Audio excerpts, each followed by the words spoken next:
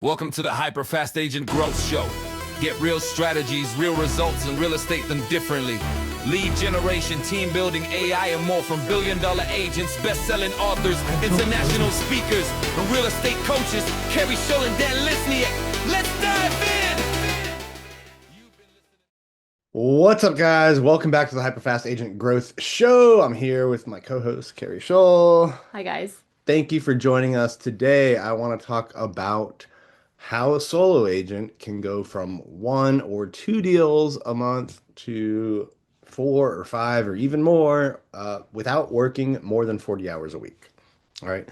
And this topic, I think, is something I am even more interested right now because I met with an agent in our EXP group in Atlanta, Georgia. He's been with us for 3 years, one of the first agents that I helped bring over to the company 3 years ago. So he was like, agent number 8 or 9 or maybe 10, and now we're up to like 450, and it's been amazing. But this is the first time we got to meet in person, and we were doing a review of his business last year, and his numbers just shocked me because like when he first came over, he was in the 20 to 30 deals uh, a year range, which for a solo agent, average price point in the 600s, great, great, great, great, great business, right? And he has now, last year, he did 50 deals, doesn't work more than 40 hours a week. And when we were reviewing it, I just assumed he did a bunch of listings. I was like, okay, wow, you must have been really listing heavy. And his answer shocked me. He's like, no, I'm actually buyer heavy. And over 30 of his deals came from buy sides. And then I'm like, okay, did you, I know you sponsored a few agents with us. Is one of them like your buyer's agent? And he's like, nope, they're they do their own thing. I'm doing this business myself with, some VAs and a showing agent, and he's got this whole system built out where he's selling 50 homes a year, 40 hours or less per week. So wanted to talk a little bit about how he's done that and the steps that, solo agents can take if they're doing like one or two deals to, basically buy back your time and have more time to generate more leads, grow your business, and not work 40 or more hours a week. All right. So what do you think the first step is for like solo agents out there doing one or two deals a month? I think it depends on how you want to spend your time, but I don't like the paperwork, right? And I would say for the majority of agents out there, having a really reliable transaction coordinator is super, super helpful and going to take some of those logistics where when you get busy, the balls could drop off your plate. So that's the first thing that I would likely add. Yeah, and the research like supports that. So like once you get a buyer under contract, the seller under contract, there's still like several hours of work left to do. And just from a again, this is like research based perspective. Listings on average are like 30 to 40 hours of work, and buyers are, somewhere above 60, maybe even as much as 80 hours. And a lot of that is in the paperwork, getting the listing agreement signed, getting addendum signed, scheduling inspections, scheduling photography. And a transaction coordinator, in my opinion, will probably reduce, those numbers in half. Like you're gonna buy back so much time, and it's not expensive. Like you don't have to go out and hire someone 40 hours a week in your office in person, right? That would be like 40 grand or more a year. You can actually go out, hire virtual assistants. This is what we do. Um, the you can get them as low as like $4 to $6 an hour. If you want to get someone really good, spend $10 to $12 an hour, and that's like the most you'll spend. You'll get great people. If you're getting just 10 hours a week, that's like it's $100 a week. And they're going to take so much off your plate, so much of the busy work, so much of the admin work, and they'll probably do a better job of it than you, right? So they're actually going to give your clients better service. Yeah. So, if you don't want to go that route, right, because there's obviously you have to recruit, you have to train them, onboard them, you know, The easy button route, it's a little bit more expensive, but the easy button route is hire a US based company that already has all the systems in place, already has all the people, and you just pay them per transaction, right? So you pay them $400 to $600 usually um, per deal. And they're going to handle contract to close. They're going to handle scheduling photography. They're going to handle scheduling inspections, communicating with the lender, communicating with the title company, and boom, you've just cut your time in half. That is more time you can spend into prospecting, proactive lead generating, working out, being with your family. It's going to make your life a lot better and probably more money and better service to your clients. Yep, absolutely. Next step, I think, is hiring someone to help with showings, right? So what are the different pieces of advice you give people on this? So I think the biggest mistake that agents make is they like, send out a message to other people at their brokerage Hmm. and they don't have a process around how they do this. And so then they're burned because it doesn't go well. And then they think, I have to show all the homes myself. And I just want to say there are people all over the country who have successful showing agents. So it's not an argument of whether the model can work. It's a model of whether you can make it work for you.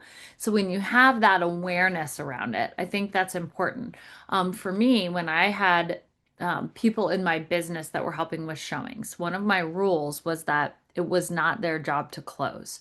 It was their job to show the house and then to ask the client, hey, on a scale of 1 to 10, how much do you like the home?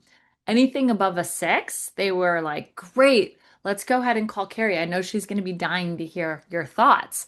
Then I would get on the phone and I would then ask the right questions to close the client because the biggest fear when you embed someone else in your process is that it takes away from your conversion ability and your strengths.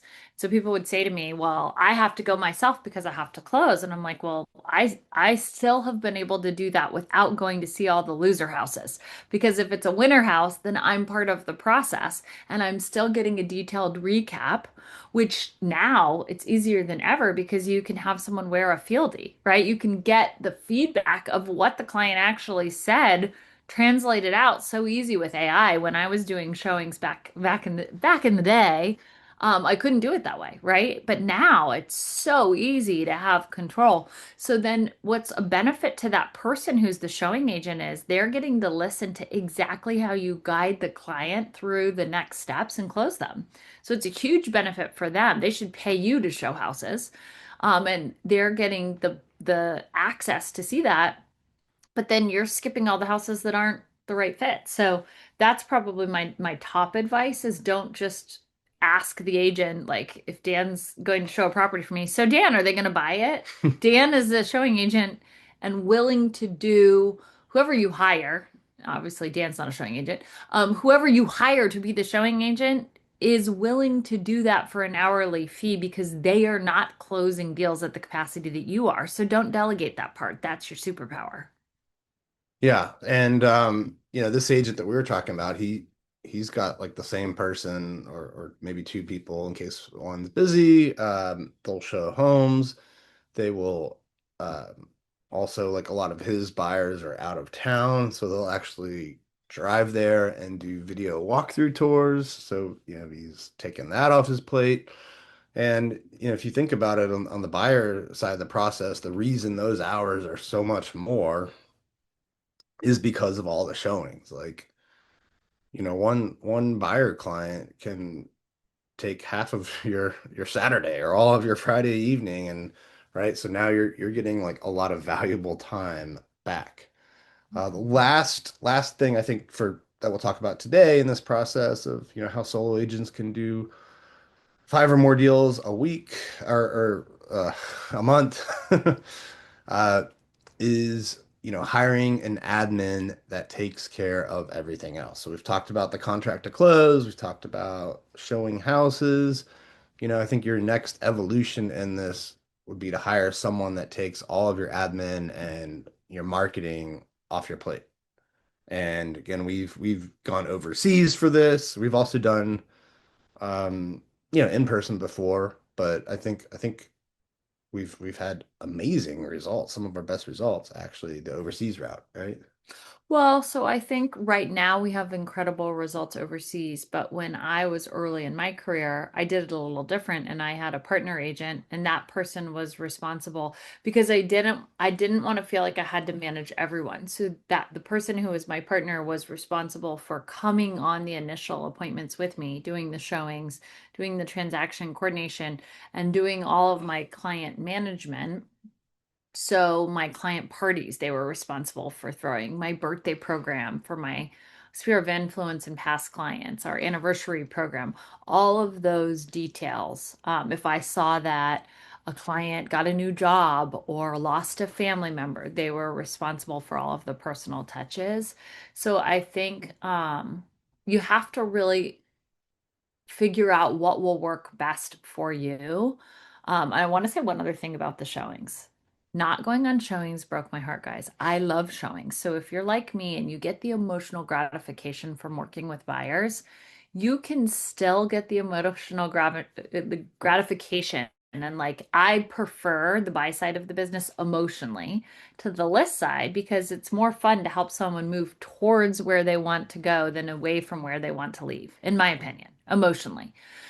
So I think you can design your business in a way that was hard for me to give up, but then I realized I still had the emotional closeness to my clients. So I think there's so many ways to structure it. And in today's market where every dollar counts, I think having the overseas admin is incredibly valuable. We have someone who used to be in a director of finance role for our team that her base was 80,000 and she got bonuses. And the person who we have doing that role today actually far exceeds her skill and is absolutely phenomenal.